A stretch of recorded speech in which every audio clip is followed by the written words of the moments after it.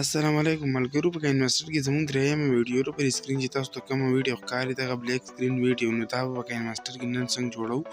نو ځو د ویډیو په طرف. ښه ملګرو، د ټول اول به تاسو خپل کاینماستر اوپن کړئ او په دې کې دغه 1.1 به سلیکټ کړئ. ډیټ به پسې ووایي ملګرو. دغه چې تاسو داسې مخ په تاسو ته راشي ملګرو، په دې کې به بیا تاسو ځان له یو بیکګراوند سلیکټ کړئ. دا زما دغه تور بیکګراوند سلیکټ کړو او دغه تاسو رایټ سایډ ته د ګوتو په مدد سره وغځوئ د ویډیو مطابق. بیا ملګرو تاسو بیا دغه میډیا ته لاړ شئ. په میډیا کې به بیا هغه سونګ راواخلئ کوم باندې چې تاسو دغه شاعري یا دغه میوزیک دغې سره لیکل کوئ. نو هغه سونګ به تاسو راولئ. نو زه دغه شاعري ما سره راسره زه دغه راخلم. ښه ملګرو، نو ما دغه شاعري راواخیسته. اوس پر دې نه زه په دغه باندې به تاسو کلیک وکړئ. بیا به دې کته به راشئ، په دغه آډیو ایکسټرټ باندې به کلیک وکړئ او دغه ویډیو به ډیلیټ کړئ. د دې صرف آډیو به پاتې شي. دغه تاسو وینئ چې د دې صرف آډیو پاتې شي. نو اوس په دې کې موږ لیکل کوو، ټایپینګ به کوو. نو بیا به دغه ملګرو دغه لیر چې راته ښکاري په دې باندې به کلیک وکړئ. په دې کې به په ټي ټکسټ والا نشان کلیک وکړئ. دلته به بیا تاسو خپل چې څه لیکل غواړئ، څه شاعري میوزیک وغیره، هغه تاسو دلته ولیکئ. نو زه دغه لیکم، تاسو په سکرین لیدلی شئ.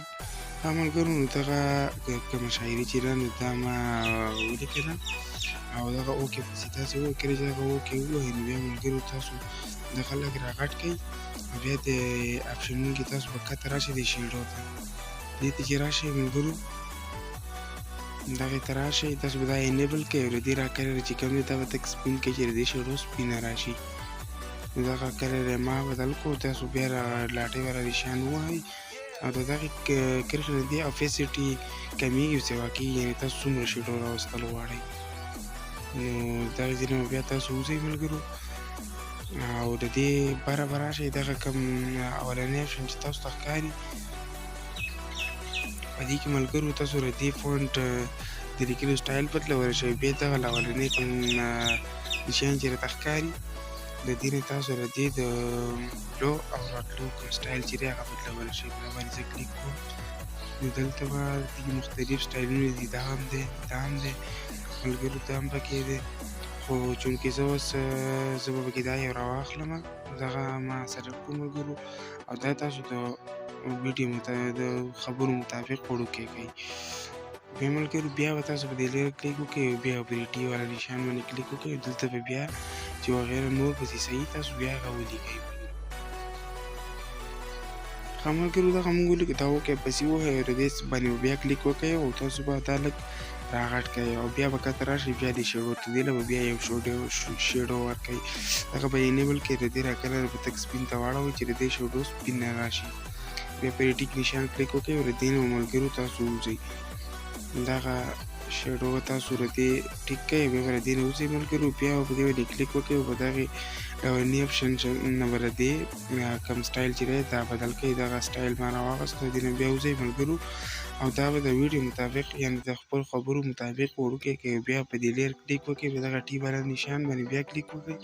په دې کې به بیا تاسو ملګرو ځان له دغه لیکل وکړئ. نو زه پکې دغه لیکل کوم، تاسو لیدی شئ.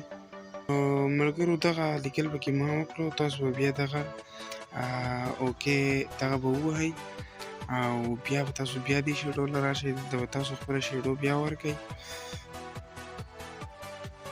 نو سمپل هغه شان طریقه ده. شیډو به تاسو هغه شان ورکئ. دلته به د سټایل بدل کړئ. دغه سټایل به له ما ورکړو. بیا به د دې نه تاسو وځئ او کته به راشئ. شیډو له دغه شیډو به له تاسو ورکئ ملګرو. په دې کې بیا مختلف اپشن دي. په دې باندې به انشاءالله په نورو ویډیوګانو کې بیا هم خبره کوو. خو لکه نه دا بلیک سکرین ویډیو څنګه جوړېږي د دې طریقه مونږ په دې ویډیو کې زده کړو. نو بیا به دا ملګرو تاسو ته خپل کوم شاعري چې را سونګ دی د هغې مطابق وړوکی کړئ او دا به دغه تاسو لیدی شئ چې دغه لیکایي پکې مونږ وکړه. بیا ملګرو تاسو بیا پرې لیر کلیک وکړئ او د ټي والا نشان به کلیک وکړئ. په خپل کیبورډ کې به د انسو والا دغه کلیک کړئ او په دې کې به ملګرو تاسو یوه کرښه ورکړئ چې په هغې د پاسه مونږ دا شاعري راولو چې د دې بیخي لاین سیده شي ملګرو. بیا به دې وروسته مونږ دا کرښه چې کوم ده دا به ډیلیټ کوو. نو دا به مونږ په ټوله ویډیو باندې دغه کرښه ور واچوو او بیا په دغه لیکلو باندې کلیک وکړو ملګرو او دغه به دغه کومه کرښه چې ده په دې باندې به بلکل فټ راولو چې بلکل دا ټول سیم ټو سیم سیده راشي.